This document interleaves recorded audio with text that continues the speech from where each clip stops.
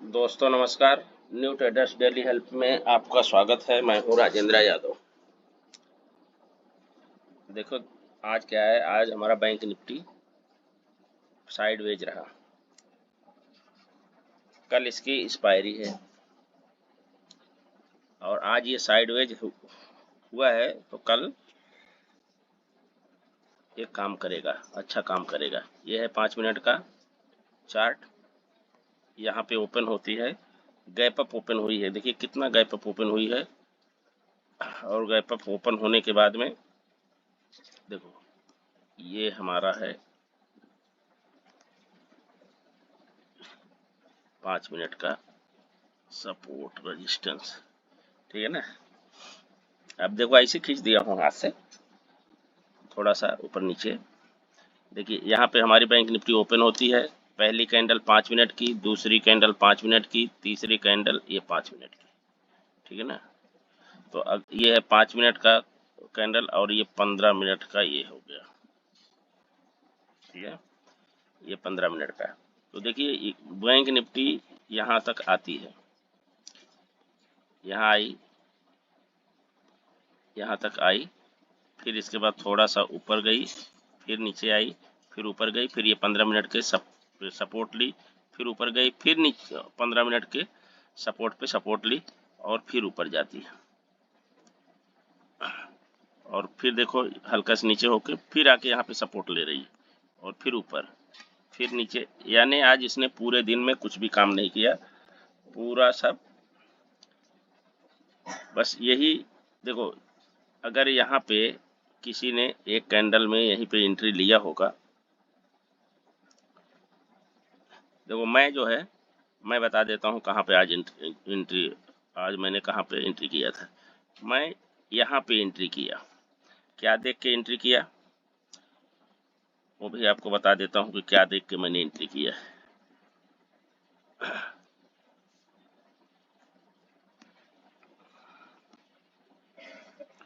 देखिए मैं यहाँ पे एंट्री किया, हमको ये ऐसा लगा कि जैसे ये बुलिश हरामी कैंडल बन रही है। तो लेकिन इसमें एक कमी रह गई थी, मैंने वो ध्यान नहीं दिया, मुझसे वो गलती हुई। यहाँ पे जरा सा वो होना था, विग नीचे की तरफ होना था, लेकिन विग नीचे नहीं थी। तो यहाँ पे मैंने एंट्री लिया और यहाँ पे एंट्री लेने के बाद मैं पूरा आके कहाँ निकला, मैं आके निकला यहाँ पे आके निकला और कास्ट टू कास्ट निकला, क्योंकि मैं यहाँ तक एकदम उब गया था और कास्ट टू कास्ट बाहर निकल गया। तो आज बैंक निफ्टी ने कुछ नहीं किया है। 15 मिनट के चार्ट पे देख लो आप, एक कैंडल नीचे आती है, ये हमारा हो गया सपोर्ट रेजिस्टेंस, फिर इस पे आती है, इसके बाद में ये फिर वापस फिर यहाँ पे सपोर्ट लेके फिर नीचे आई, यहीं करते रही। जब इसको इसने ब्रेक किया, यहाँ पे एंट्री और यहाँ तक का टारगेट, फिर इसके बाद में ये यहाँ पे। तो आज कुछ हुआ नहीं है, बस दिन भर लोगों को उलझा के रखी है। 44,441 से हमारा आज का क्लोजिंग है। अब हम देख लेते हैं सपोर्ट और रेजिस्टेंस। अब आप देख लो, ये है बैंक निफ्टी के ऊपर सपोर्ट और रेजिस्टेंस। अब इसके बाद एक दिन और, यानी कल अगर ये थोड़ा सा ये गैप अप हो या साइड फ्लैट ओपन हो और थोड़ा सा यहाँ तक आ जाए, फिर ये ऊपर की तरफ में चल पड़ेगी। और रेजिस्टेंस तो इसके लिए ये है रेजिस्टेंस 44,400, 44,000, ये 44,000 रेजिस्टेंस सपोर्ट है, 44,000 का सपोर्ट इसको है। और फिर इसके बाद ये, तो आज बैंक निफ्टी ने कोई काम नहीं किया है। सपोर्ट रेजिस्टेंस आपको दिखा दे रहे हैं। अगर इसने 44,500 को ये रेजिस्टेंस को ब्रेक कर दिया, तो अगला रेजिस्टेंस होगा इसका ये 44,600, 46,000, और 46,000 के बाद में ये 47,000। ये होगा रेजिस्टेंस।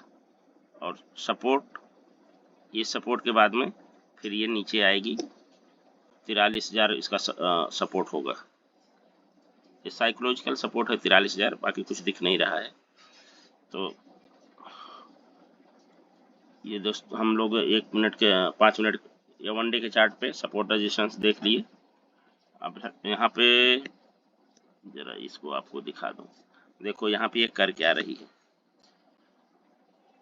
यहाँ से आई एक दिन, फिर एक दिन ऊपर जाती है, फिर एक दिन नीचे आई, फिर एक दिन ज़्यादा गैप डाउन ओपन होकर ऊपर को जाती है, फिर दूसरे दिन गैप अप ओपन होकर नीचे को आती है, फिर दूसरे दिन थोड़ा सा गैप अप फ्लैट ओपन होकर इसके बराबर में, फिर ये फ्लैट ओपन होकर यहीं पे रह जाती है, फिर ये गैप डाउन ओपन होती है, फिर थोड़ा सा गैप अप, थोड़ा सा गैप अप, फिर ये एक दिन गैप डाउन, बड़ा गैप डाउन, फिर ये थोड़ा गैप अप करके यहाँ पे पहुंची, और यहाँ से फिर अभी ये नीचे आ रही थी, नीचे से अभी ये फिर ऊपर जा रही है।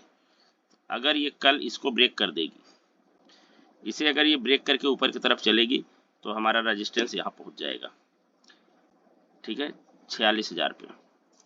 तो ये चीज़ों को आपको ध्यान देना है। सपोर्ट रेजिस्टेंस को दिमाग में रख के ट्रेड करिए, क्योंकि सपोर्ट रेजिस्टेंस से मार्केट जो है ऊपर नीचे होती है।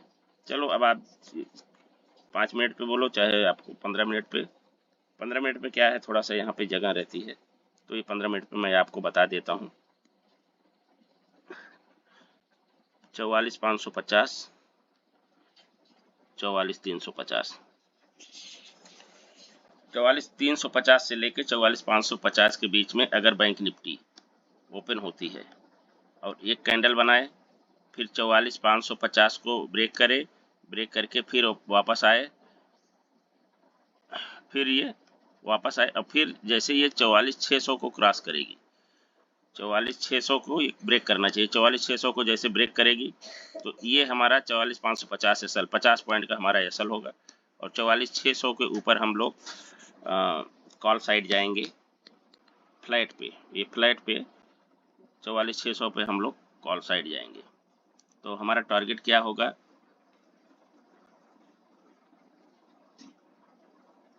हमारा होगा 44,680, 44,680, 44,750, 44,820, ये हमारा टारगेट होगा, ये हमारा टारगेट होगा कॉल साइड में। अगर ये यहाँ से पुट साइड आती है, इस सपोर्ट को ब्रेक करती है, इस सपोर्ट को ब्रेक करके ये जो 43,300 है यहाँ पे आए और फिर वापस आके फिर एक प्राइस एक्शन बनाए, तो ये 43,300 हमारा एसएल होगा। और 43,300 के बाद जहाँ पे ये जो स्विंग होगा, स्विंग के ऊपर जैसे ये ब्रेक करेगी तो हम लोग यहाँ पे पुट साइड जाएंगे 44,150, 44,50, और अगर इसने 44,50 को ब्रेक कर दिया, 4400 को ब्रेक कर दिया तो ठीक है, नहीं तो ये 43,980, 43,980 ये हमारा टारगेट होगा, 43,980 ये हमारा पुट साइड का टारगेट होगा अगर फ्लैट ओपन होती है। तो अगर ये गैप अप ओपन होगी तो क्या करना है, अगर ये गैप अप ओपन हो जाती है, देखो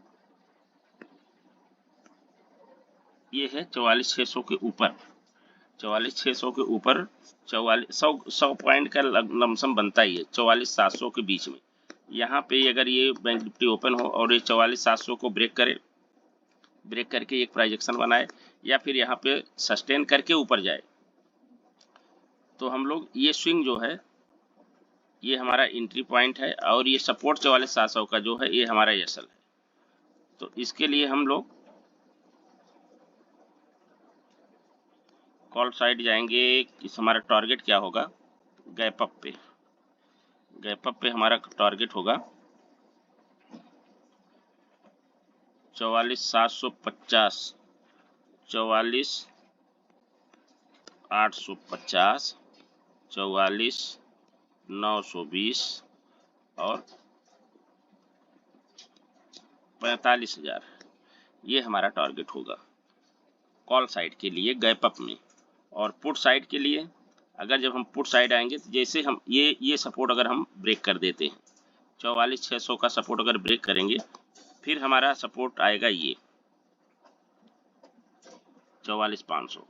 तो जैसे ही ये आएगा 50 पॉइंट का आए और फिर ये नीचे आए, जैसे इस स्विंग को पार करेंगे तो हमारा टारगेट होगा 44,500, 44,500 का टारगेट होगा। ये जैसे ब्रेक, इस स्विंग को जैसे ब्रेक करेगा हम यहाँ पे एंट्री लेंगे, ये हमारा 50 पॉइंट का एसल होगा, तो 44,500। और फिर हमारा दूसरा टारगेट होगा ये 44,400 और तीसरा टारगेट हमारा होगा ये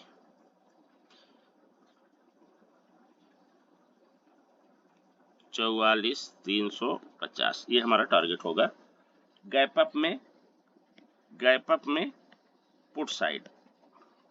ठीक है। अब गैप डाउन में क्या होगा? अगर गैप डाउन ओपन हो जाती है तो हमको क्या करना है? अगर ये गैप डाउन ओपन हो गई, ये 44,350 से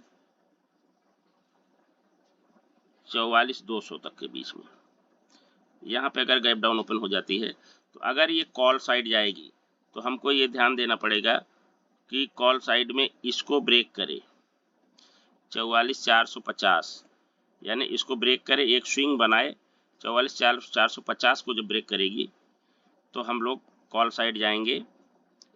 ये हमारा एंट्री पॉइंट होगा और ये हमारा एसल होगा और हमारा टारगेट ये होगा,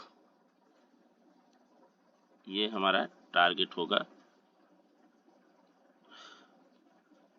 450 के बाद ये 44,500 करीब, 500 कितना होगा, ये 570-80 होगा, पूरा 500 तो नहीं है, 550 नहीं है, 44,500, ये 500 हो गया, 530 करीब, 44,530। दूसरा टारगेट होगा 44,600, 620 और तीसरा टारगेट होगा 44,790। ये हमारा टारगेट होगा, यहाँ तक का हमारा टारगेट होगा पुट साइड। पहला ये है, पहला टारगेट ये, दूसरा टारगेट ये, तीसरा अगर इसको ब्रेक कर दिया तो ये यहाँ तक जा सकती है, क्योंकि ये अगर यहाँ से निकल गई तो ये नहीं रोक पाएगी, फिर हमको यहाँ तक जाना पड़ेगा। और अगर पुट साइड ये जाती है, गैप डाउन हो और पुट साइड आए तो हम क्या करेंगे?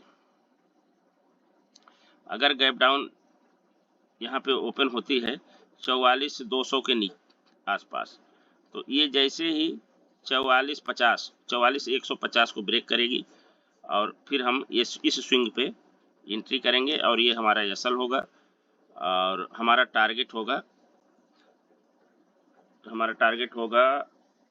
गैप डाउन में, हमारा पुट साइड में, गैप डाउन पुट साइड में हमारा टारगेट होगा 44,050, 43,920 और 43,850। ये हमारा गैप डाउन में पुट साइड का टारगेट होगा। तो दोस्तों,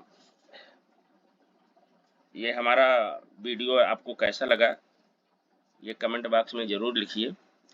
चैनल को सब्सक्राइब करिए, लाइक करिए, कमेंट करिए और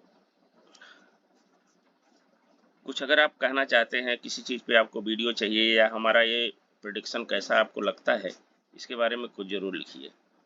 तो आज के लिए इतना ही, हम वीडियो को यहीं पे समाप्त करते हैं। मिलेंगे कल एक नए वीडियो में, तब तक के लिए धन्यवाद। जय हिंद।